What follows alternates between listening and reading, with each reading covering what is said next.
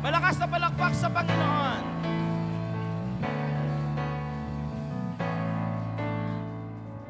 Wow, praise the Lord. Dekada talaga yung tanda, dekada. Amen. You know, I love the worship song that we sang. May we never lose our wonder. Amen. Of the presence of the Lord. Never be losing in awe of how good He is in our lives. Sometimes we take for granted the presence of God. Amen. Because why? Because we don't know how much it costs. Being in the presence of God cost every drop of blood in Jesus' body. To be in the same space as the Holy Spirit cost Jesus His life. And so every time we're in the presence of the Lord worshiping Him, amen, let's enjoy it. Don't take it for granted. Amen? Let us pray. Lagay natin yung kamay natin sa ating puso. Lord, salamat because you have allowed us to be in your presence. Because of the sacrifice of your Son, Jesus, we are in your loving presence, God. In your grace, in your mercy, nandito kami, Panginoon. Salamat. God, I pray that you will give us a deeper revelation of who you are today. God, for those of us here, Lord God, that have known you for a really long time, I pray for a fresh, deeper understanding of your love. God, open our ears, open our eyes, open our spirit today to receive everything that you have for us, Lord. We give you glory in Jesus' mighty name. Everybody say, Amen, Amen, and Amen. Sige po, we can all be seated in the presence of the Lord. Thank you, worship team. Palakpakan nga natin yung worship team. Alam nyo, hindi po madaling maging worship team. They've been faithfully serving the Lord every week. Amen. Opo. Ayan. Okay, thank you.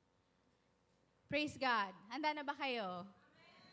Last night, I was praying to the Lord because last night I found out I'm preaching today. That's Tatak JTG. On the way ka sa church, magpipreach ka, amen. We are ready anytime. But then I was praying to the Lord and I said, Lord, what do you have for your people today? And God gave me a word. So I want you to brace yourselves. I want you to be ready and be prepared to receive what God has. Amen? So kung gusto nyo magsulat po kayo. First off, before I go into my message, I want to, because this is our last Sunday here, 3 linggo na po kami dito, I want to take this opportunity, of course, to thank our pastors, Pastor Bunny Boost, Pastor Ruth, for hosting us, the Baltasars. Pastor Melanie, pinatuloy kami sa kanyang bahay. We crashed her house. Talagang nanggulo kami sa bahay niya, Pastor Chad. Mama, thank you for taking care of your apos. Every time that we are here, ang mama po namin, Mama Marlene, talaga naman, she serves her apos. Sobrang mahal na mahal niya kaming pamilya. And Mama, I want to thank you. Thank you so much for your life. Amen? At sa lahat po ng nagda-drive sa amin, nag-host sa amin, I want to give glory to God for your life. Thank you po. Because what we do for the Lord, you don't do it for us, we do it for God. Amen? And our labor in the Lord is never in vain. Amen. So, ang aking title po ng message ko ay The Gospel. Can you say the gospel? Parang kukulang ng Jesus, ano? Pero my message for today is the gospel. And the word that God gave me yesterday was God wanted to make sure that in this season as a church is that we fully understand what the gospel is. Maaring marami sa atin alam na yung gospel. And we come to a church named Jesus the Gospel. So kailangan maunawaan talaga natin kung anong ibig sabihin ng gospel. But today, God wants to remind us again, ano yung ibig sabihin ng gospel. Amen? Handa na ba kayo? And this season, God is reminding me for this church, God has a word, stay in the gospel. Stay in the good news of Jesus Christ. Amen? Marami pong tayong pwedeng marinig na katuruan, marami tayong pwedeng marinig na confusing words, but if we stick to the gospel of Jesus Christ, we're going to be good. Amen? So sino dito gustong maunawaan yung totoong ibig sabihin ng gospel? So that whenever somebody asks, uy, saan ka ba nag-church? Sabihin mo, Jesus the gospel po. Ay sabihin na, ano ba ibig sabihin ng gospel? You will be able to explain. Amen? So, ready na kayo? In 2009, nung kami po'y pumunta kasama yung mga missionary from the US at yung ibang mga kasama natin dito sa Pilipinas. Nagpunta po kami ng 100 Islands. Sino nakakaalam ng 100 Islands? Ayan. Po?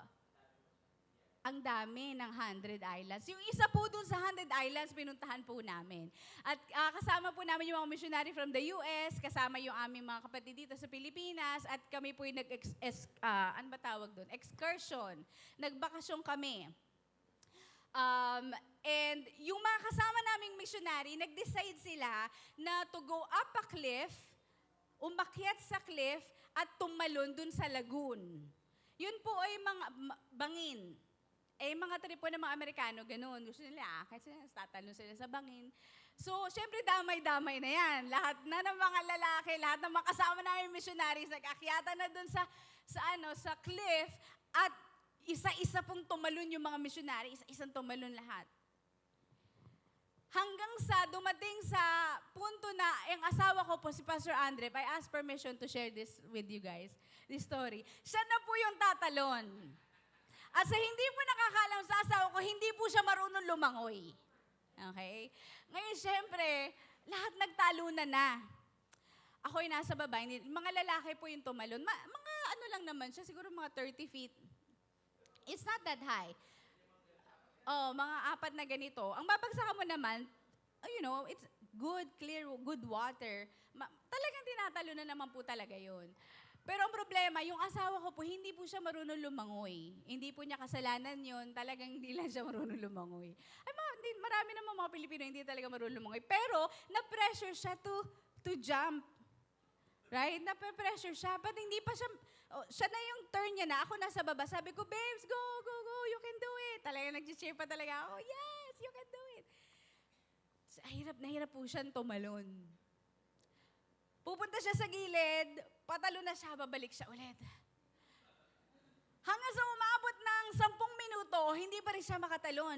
Lahat nakatalon na po. Hanggang sa pumunta sa amin yung bangkero namin, sabi niya, naku, parating na po yung bagyo, may parating na bagyo. So, kailangan na po nating umalis dito sa Laguna to. At yung asawa ko po, sabi ko, babes, you have to jump because we have to go. Pag hindi ka tumalon, hindi tayo makakaalis. Na umabot ng 15 minutes, 20 minutes, hindi pa po siya makatalon. Atras siyang ganyan, bubuelo siya, tatakbo siya, at bipigilan niya yung sarili niya pagdating dun sa edge. Hindi po talaga siya makatalon. Hanggang sa yung sigaw ko na hindi na, babes, go babes, sabi ko, jump! Please jump! Andiyan na yung bagyo. Ayaw pa talaga, hindi pa rin siya makatalon. Hanggang sa talagang, sabi ko po dun sa mga kasama niya sa taas, sabi ko, push him! Pinapatulak ko na kasi yung bagyo parating na. Pag inabot kami ng bagyo, mai-stranded kami dun sa island. Si Pastor Andre talagang hirap na hirap siya makatalon. Hanggang sa, sabi ko sa mga kasama niya, push him. Ayaw naman niya matulak, kaya talaga namang tumalo na po siya. At yung pagtalo niya, gusto pa niyang bumalik eh. Yung kalahati ng pagtalo niya, gusto niyang bumalik na hindi siya makabalik. Hanggang sa bumagsak na po siya sa tubig. Ang nakakatawa po sa parte na to is, nakalimutan niya, may life vest po siya. Nakalimutan niya na hindi naman siya lulubog dahil meron siyang life vest. How many of us approach Jesus this way? How many of us, we try, before we come to Jesus, we want to make sure we know how to swim first. And we feel like everything is dependent on us. Are you here? Are you listening? Sometimes iniisip natin, ang salvation natin ay nakadepende sa atin. Kung marunong ba tayong lumangoy. Ang kaligtasan po natin ay hindi nakadepende kung marunong tayong lumangoy o hindi. Ito'y nakadepende sa life vest, which is who? Jesus. Si Jesus po ang ating Savior. Amen? Jesus is our Savior. He had the life vest. Nakalimutan niya na hindi naman pala niya kailangang marunong lumangoy para tumalon. Sometimes this is us. We think, well, I have to fix my life first before I fully serve God. Marami sa atin, ako kailangan ko munang magpakasal sa mass wedding bago ako makapag-usher.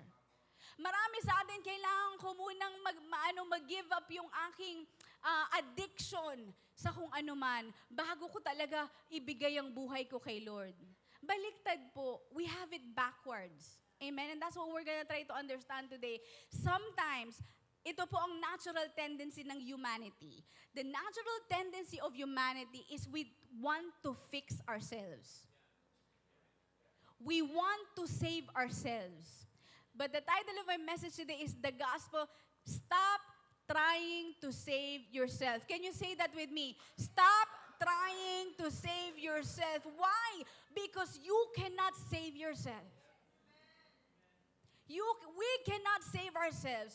Don't wait till everything in your life is in order before you come to Jesus for salvation. Before you come to Jesus to serve Him, don't wait till everything is perfect. Because we will never be perfect until Jesus comes. Buksan po natin yung Bible natin, Ephesians 2, 1 to 10. Maaring alam nyo na po itong verses na to, but we're going to dissect it today. Ephesians 2, 1 to 10. Sige, basahin natin. Okay, dali lang po. Aking malabo ang aking mata.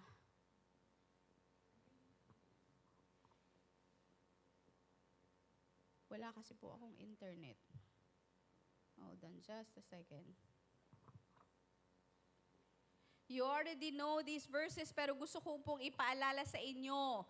Papaano tayo naligtas ng Lord? Anong ibig sabihin ng gospel? Ephesians 2, 1 to 10. Basahin natin. Once you were dead. Again, once you were dead because of your disobedience and your many sins. You used to live in sin, just like the rest of the world, obeying the devil, the commander of the powers in the unseen world. He is the spirit at work in the hearts of those who refuse to obey God. All of us used to live that way, following the passionate desires and inclinations of our sinful nature. But our very nature, we were subject to God's anger, just like everyone else. Verse 4. But God is so rich in mercy. He loved us so much that even though we were dead because of our sins, He gave us life when He raised Christ from the dead. It is only by God's grace that you have been saved. Verse 6. For He raised us from the dead along with Christ, and He seated us with Him in the heavenly realms because we are united with Jesus Christ. So God can point us in all future ages as examples of the incredible wealth of His grace and kindness toward us. As shown in all He has done for us, we are united with Christ Jesus. Verse 8. God saved you by His grace when you believed. And you can take credit for this. It is a gift from God. Salvation is not a reward for good things we have done, so none of us can boast about it. For we are God's masterpiece. He has created us anew in Christ Jesus so that we can do good things He planned long ago. Napakahaba. If you go home today, I want you to reread it. Basahin niyo po ulit at namnamin niyo. Ang sabi dyan, we were dead. We were dead. Ang patay po, hindi kayang isave ang sarili niya. Nakakita na po ba kayo ng patay at nire-resuscitate yung sarili? Well, we cannot.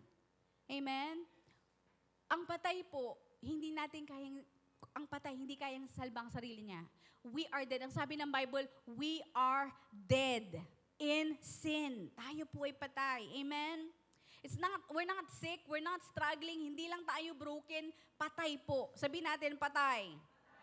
Dead people cannot rescue themselves. Amen? And Paul continues, Ephesians 2, 8 to 9, for by grace you have been saved through faith, and this is not your own doing, it is a gift of God. Kung meron man kayong verse na pwedeng tandaan about the gospel, ito po yun, Ephesians 2, 8 to 9. My first point, I have 3 points for today. Number 1, we cannot save ourselves. Sabihin po natin, we cannot save ourselves. Our instinct bilang tao, our human nature is always to rescue ourselves. Self-rescue.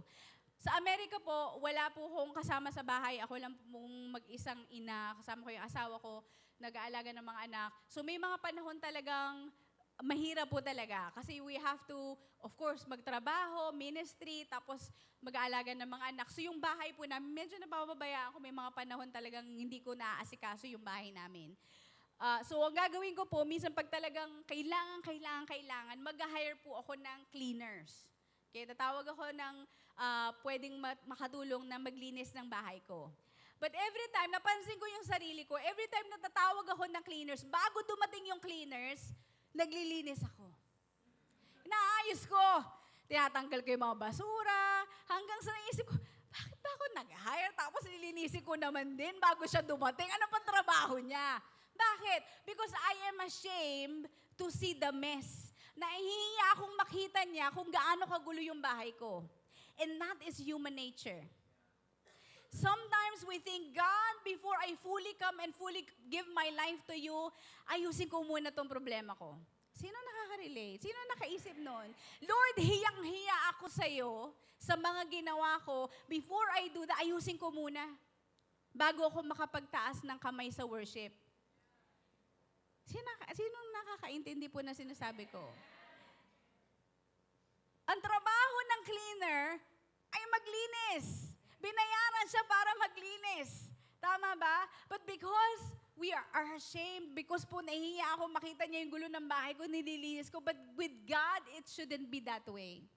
Walang bagay sa buhay natin na hindi nakikita ng Diyos. Alam niyang lahat yan. Yet, He loves us. Ang sabi nung kanta, He sees the depth of my heart, yet He loves me the same. Alam niya, lahat ng nasa isip natin. Lahat ng ginawa mo kagabi. Lahat ng away niyo mag-asawa bago kayo pumunta dito, ngayong umaga, alam niya yan. Kung sino ang tama at mali. Sometimes, we feel this shame and guilt before coming to church because of what we did. But Jesus paid a high price for you to not carry the guilt and shame. Masyadong malaki ang binayad ng Diyos for you to walk around with guilt. Naintindihan niyo po ba? Parang isang magulang. Makita mo yung anak mo na may nagawang mali. You wouldn't want your son or your daughter to be carrying around yung guilt and yung shame all their life. What do you want to do? It's okay, anak. I forgive you. It's okay. You have to be free from that. Ganon din ang Lord. Ganon din si God. His love is so vast and is so great that He doesn't want us to be carrying guilt and shame. Amen? Yun nga yung dahilan kung bakit siya pinako sa krus. That's the very reason why He was put on the cross. May version sabi, of His great mercy. Balikan ko lang po.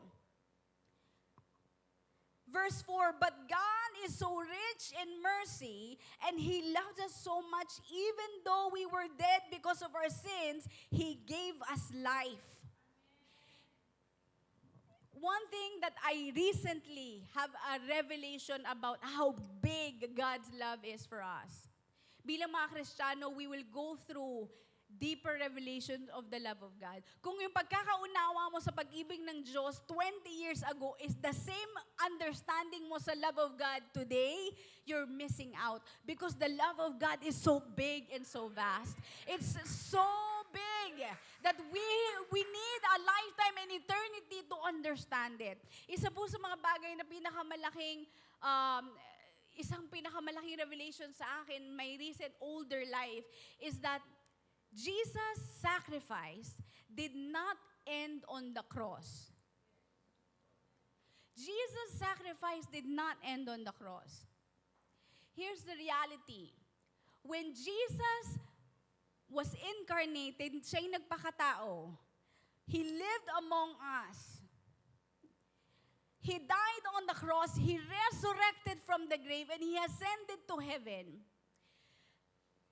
iniisip natin, pagbalik ni Jesus sa langit at matapos niya yung mission niya, pinako siya, namatay siya, nabuhay siyang muli at bumalik siya sa langit. Sabi niya, ay, napakahirap ng ginawa ko.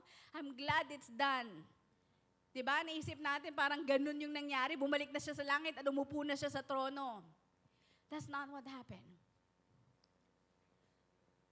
Jesus, nung nagpakatao si Jesus, He did not remove His divinity. Diyos pa rin siya at tao siya at the same time. Nung namatay siya, nabuhay muli, ascended into heaven, He took on human form for eternity. Si Jesus po ay itsurang tao forever. Do you understand the sacrifice of Jesus? So that when we get to meet Him in heaven, we will get to touch His scars. We will get to hug Him. We will get to dance with Him because He's not spirit anymore. Forever na pong tao at Diyos si Jesus. Ganun niya tayo kamahal. That's how much He loves you. Hindi naman niya kailangan magpakatao pong for eternity. But that's the sacrifice that He took so that you could have life. So that we could experience life. God's love is so big. God's love is beyond what you can do.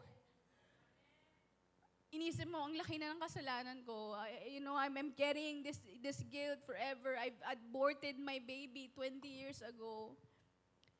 Or nangalunya ako 15 years ago. And you're carrying that guilt. You're carrying that shame. Jesus doesn't want you to carry that. Amen? Tell your neighbor, Jesus doesn't want you to carry that shame. He loves you so much.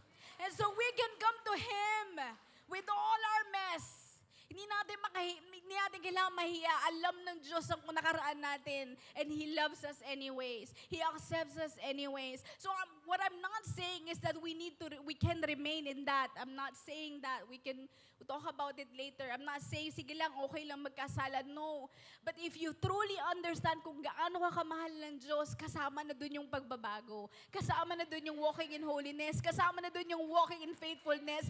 And today, I want to just fully understand how much God loves you. Amen? And that is the gospel. Romans 5:8 says, but God shows His love for us in that while we were still sinners, Christ died for us.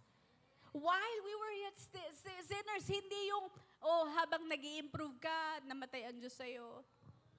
O habang bumubuti yung relationship mo sa asawa mo, dun namatay si Lord sa'yo. Nope. You hated God. We all hated God. We didn't want to do anything with God.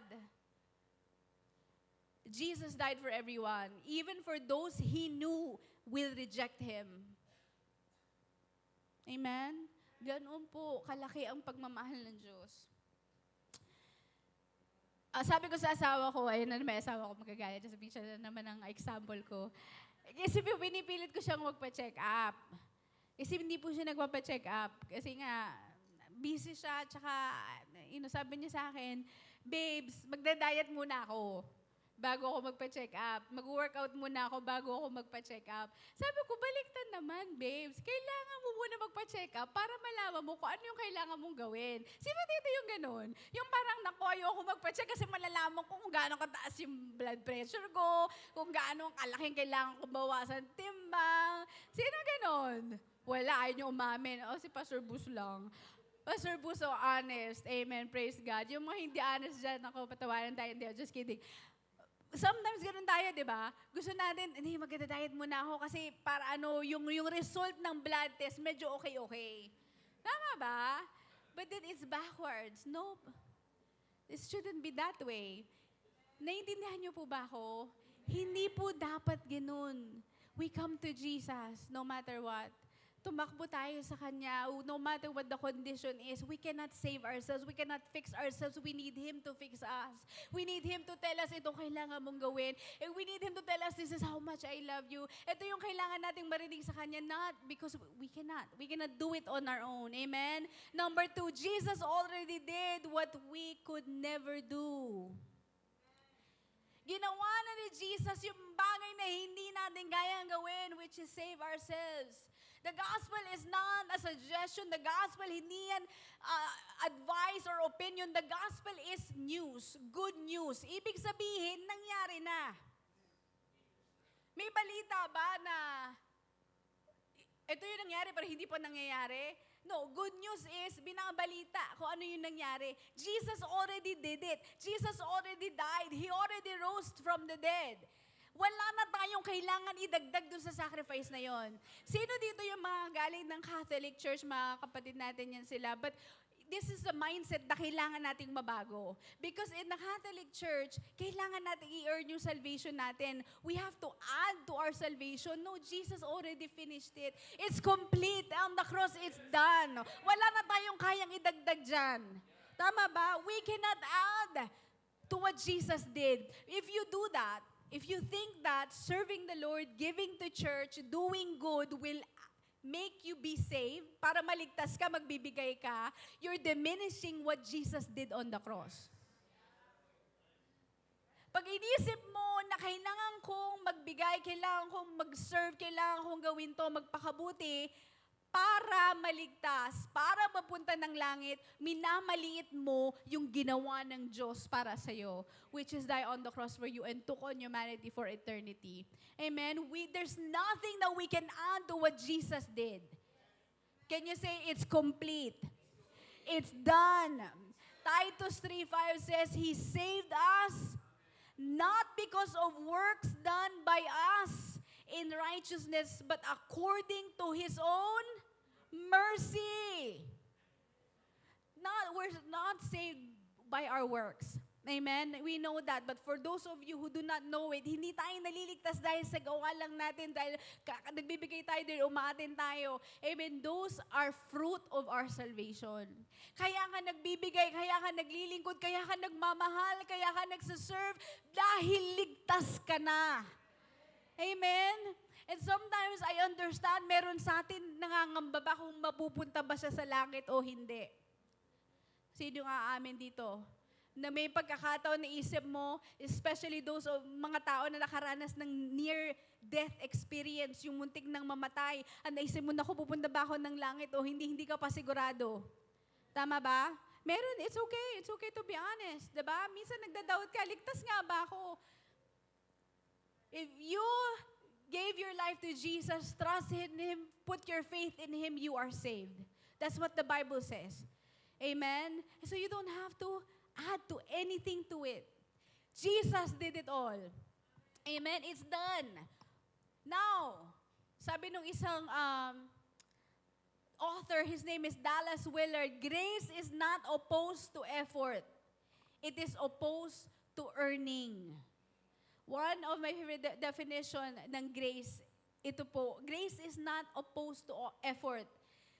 It is opposed to earning. When we feel like we have to earn the love of God, yung kailangan natin, ano ba Tagalog ng earn?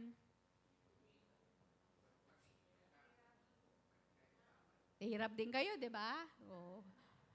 Paghirapan ang salvation. When you feel like kailangan mong paghirapan yung mercy and love ng Lord, God does not grace. Amen? There's effort because why? The Bible says you have to work out your salvation with fear and trembling. Ibig sabihin, lakaran natin yung salvation na binigay ng Lord sa atin. Ibig sabihin, kailangan natin mamatay sa sarili natin, kailangan natin mabuhay in holiness. That's all part of that. Amen? But those are fruit of our salvation. Ibig sabihin, hindi ka nagmamahal sa Diyos para mahalin ka niya. Nagmamahal ka sa Diyos dahil mahal ka na ng Diyos. Amen ba? Sige, palapakan nga natin si Lord. I'm very passionate about the love of God because it has changed me.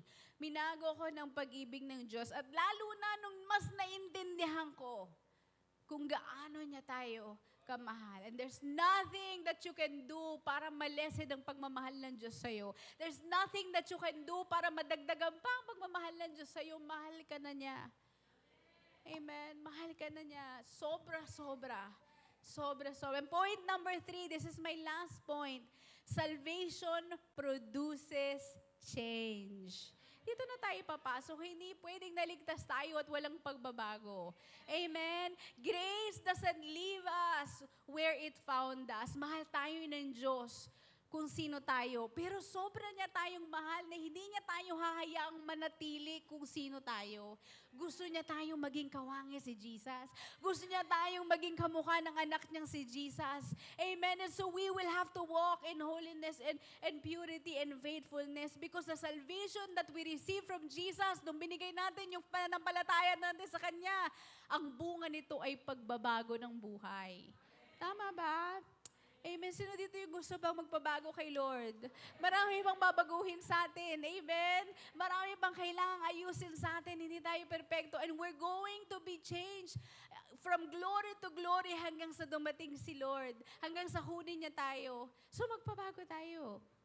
Amen. Naunawaan mo yung pag-ibig ng Lord? Di magpabago ka sa Panginoon. He will show you the things that you need to change. Papakita ng Lord, oy, masyado kang kuripot, o masyado kang mataray, o masyado kang whatever it is, prideful. God will show that to us and you will say, Lord, I know you love me. I'm your son. I'm your daughter. Help me to change. We cannot change ourselves without the Holy Spirit. And so we have to keep surrendering to God. Marami sa atin, gusto nating mabago yung asawa natin, yung anak natin, pero nakikita mo, it's really hard because we cannot change them. Hindi natin kayang baguhin yung asawa natin. Hindi natin kayang baguhin yung anak natin. Sino lang makakapagbago sa kanila? Si Jesus. So what do we need to do? We need to share the gospel to them. Maunawaan nila yung pag-ibig ng Diyos sa kanila. And when they understand the love of God, they will give their life to Jesus at babaguhin sila ng Holy Spirit. Amen ba?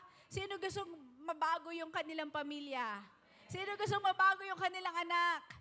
Sino dito gusto mabago? Tayo lahat. Amen? We all need to be changed by God. Balik tayo doon sa Ephesians 2:10. I'm gonna end with this. For we are His workmanship, created in Christ Jesus for good works, which God prepared beforehand that we should walk in them. May hinanda ang Diyos sa atin na lalakaran natin. Kailangan natin gawin mga bagay na mabubuti. Amen? We are not saved to just stay put, to sit down, enjoy the presence of God. No, may pinagagawa ang Diyos sa atin. Amen? There are things that He's asking us to do. We are saved, una, by grace, and then now we walk differently. We don't obey God so that we could be God's children. We obey God because we are God's children. Amen? So, today I'm gonna give you 4 sentences para ma-summarize natin yung gospel. Okay? Sulat niyo po to. The gospel in 4 sentences. Ang mabuting balita in 4 sentences. The good news of Jesus Christ in 4 sentences. Bakit kailangan ng good news? Kasi may bad news. Bakit kailangan ng good news? Bakit kailangan ng gospel? Kasi may bad news. Ano yung bad news?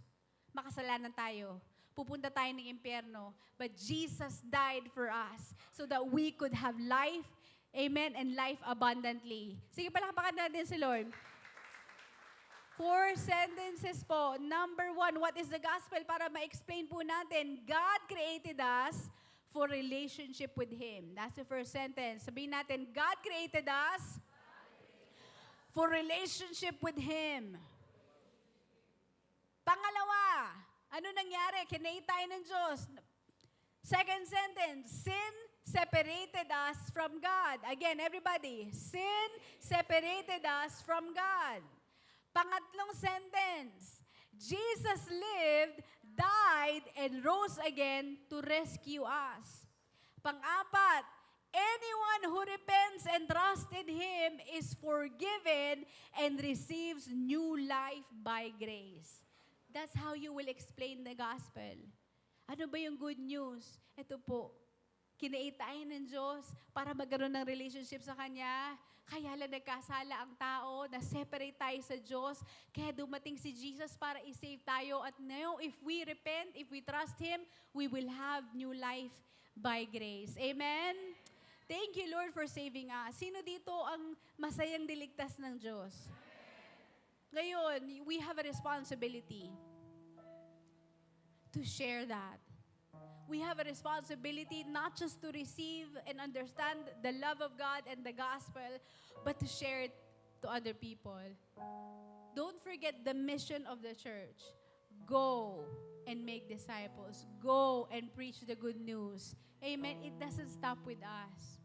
You preach it with your friends. You preach it with your co-workers. You preach it with your husband, your wife, your kids, mga anak po natin. Sabihin natin sa Kanya, ito yung kabutihan ng Diyos. This is the gospel. We are saved through Jesus Christ. Amen? Now, balik tayo dun sa cliff ng aking asawa, yung story ng asawa ko. Tumalo naman po siya. Praise the Lord. At hindi naman po kami inabot ng bagyo. Hindi naman kami nasalanta ng bagyo, praise God. But the jump didn't save us. The jump didn't save him. Amen. The life vest saved him. Ang pananampalataya natin is yung parang yung pagtalon. I want you to imagine that. Your faith is like you jumping. You have to make a decision to jump. But then Jesus is our Savior. Si Jesus ang nagsisave. Faith doesn't save us because faith is powerful. We're saved by grace through faith. We're not saved because faith doesn't save us because faith is powerful, but faith saves us because Jesus is powerful. He's the one who saves us. Some of us today are standing on the edge of a cliff in your life, and I don't know what it is, kung ano man yun sa buhay nyo, and some of you are on the edge of a 30 feet high cliff, and you're waiting for the courage of the Lord to have the faith to jump. I want you to close your eyes, and I want you to imagine where you are. I want you to look in your life right now. What is the area in your life where you need to trust God more? Ano yung parte ng buhay mo na iniisip mo, wait Lord, kailangan ko munang ayusin to. God, kailangan ko munang mapatawad yung magulang ko bago ko talaga fully makabigay ng buhay sa iyo, because I'm ashamed, I'm guilty, I'm carrying this, Lord, conviction or condemnation in my life. Which part of your life right now is like, Lord, wait lang po.